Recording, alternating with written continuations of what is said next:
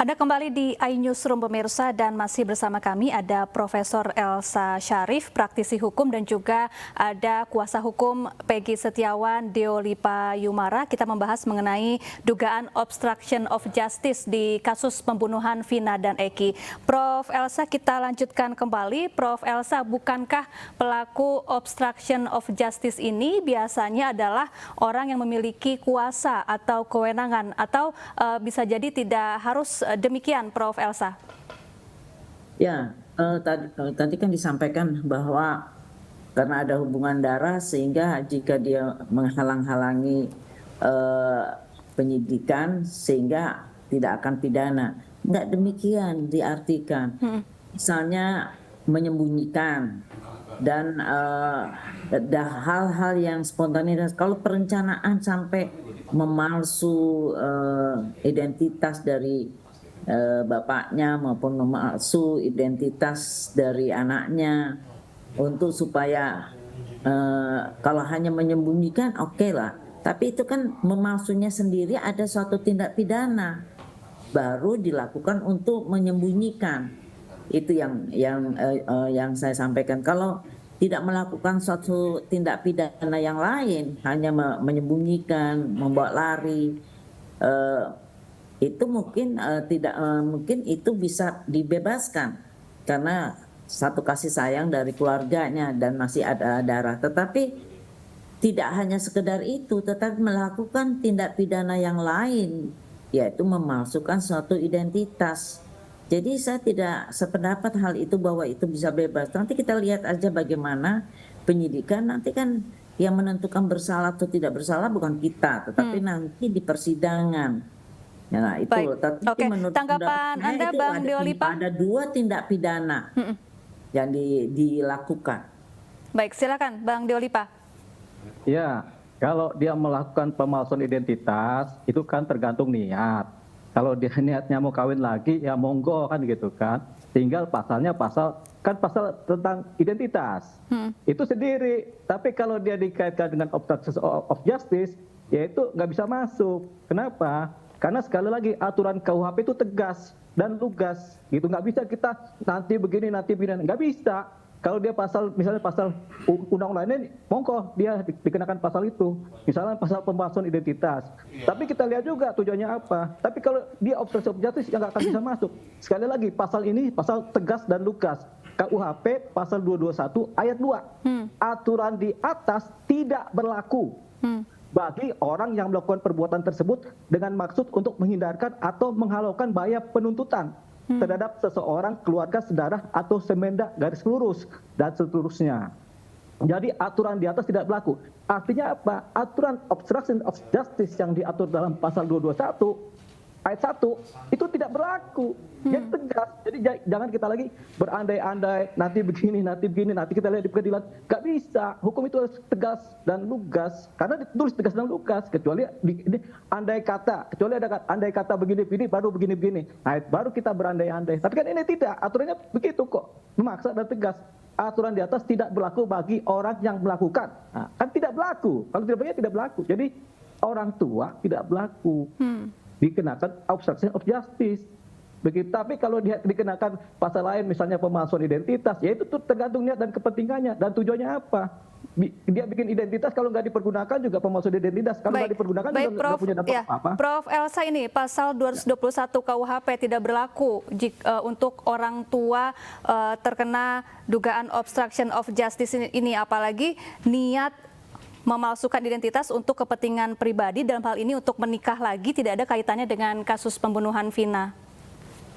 Kan bukan itu saja ya, bukan itu saja untuk nikah dua apa segala rupa, tetapi kan ada juga pernyataan dari bapaknya Peggy, kita lihat di TV ya.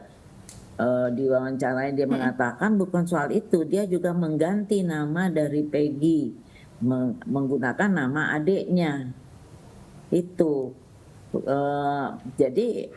Jadi ada dua hal yang dia lakukan, yaitu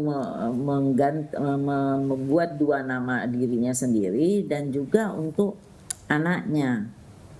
Jadi kalau hanya diituin aja ya, tapi kan semua perbuatan itu tujuannya ada.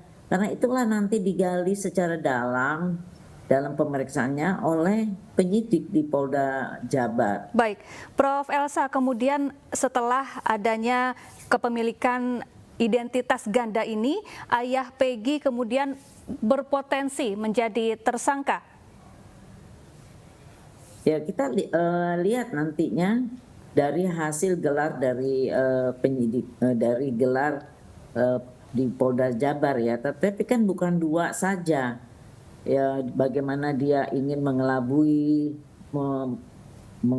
atau menghilangkan jejak untuk mengamankan anaknya. Tetapi bukan kalau hanya dia saja yang dia rubah untuk kawin, mungkin tidak ada kaitannya ya terlalu itu. Tetapi kan bukan itu saja, dia juga mengganti nama anaknya yang secara telah diumumkan oleh Polda Jabar bahwa telah menjadi buron. Itu Baik. bukannya dia mengklarifikasi, datang kepada Polda Jabar untuk menyatakan anak saya tidak bersalah dan ini, tetapi malah dia merubah nama anak itu menjadi Robi, yang dia itu saya baca dan lihat sendiri ucapan keterangan dari bapaknya Peggy yang mengatakan bahwa saya rubah nama anak itu menggunakan nama adiknya itu. Jadi nggak tahu kalau mau dicabut kata-kata itu, tapi kan se-Indonesia sudah mendengar keterangan Bang dari Deolipa, bapak itu. lalu bagaimana jika kemudian seandainya ayah Peggy dijadikan tersangka dan ini memberatkan Peggy Setiawan dalam kasus ini? Ya, ayah Peggy dijadikan tersangka dalam kasus obstruction of justice misalnya begitu kan, maksudnya kan? Dan juga pemalsuan identitas. Iya, kalau pemalsuan identitas tergantung kepentingan dan niatnya.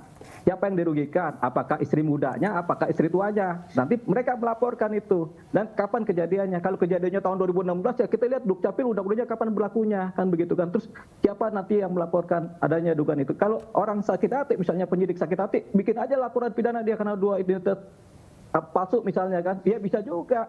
Tapi itu kan nggak ada kaitannya sama perkara, sama sekali nggak ada kaitannya. Buat apa kita ngejar-ngejar perkara yang nggak ada kaitannya? Wong yang identitas ganda juga banyak. Saya aja kalau bisa identitas ganda tuh pengen kawin lagi. Tapi ya sudah, kita nggak punya duit itu kan. Tapi mungkin dia juga punya kepentingan seperti itu. Tapi nggak ada kaitannya dengan perkaranya Peggy. Kalaupun ada kaitannya pun, yaitu obstruction of justice, tetap diputus oleh pasal 221 ayat 2. Otomatis tegas, itu aja selesai. Jadi nggak bisa di ini. Kecuali polisi mau cari perkara buat si Peggy. Gitu buat ayahnya Peggy. Dan kita tapi sayang, nggak ada gunanya begitu-begitu. Ya, pokok perkaranya aja. Ini perkara kan udah salah dari awal. Salah siapa? Ya salah penyidikannya. Kalau menurut saya sih, sampai ngaco begini hasilnya. Tanya aja sama Kapolri. Sama juga, pikirannya begitu, sama kayak kita. Baik, terima kasih Bang Deolipa Yumara, kuasa hukum Peggy Setiawan dan juga Profesor Elsa Syarif, praktisi hukum. Kita nantikan bersama perkembangan penanganan kasus ini. Terima kasih, salam sehat selalu. Salam sehat selalu.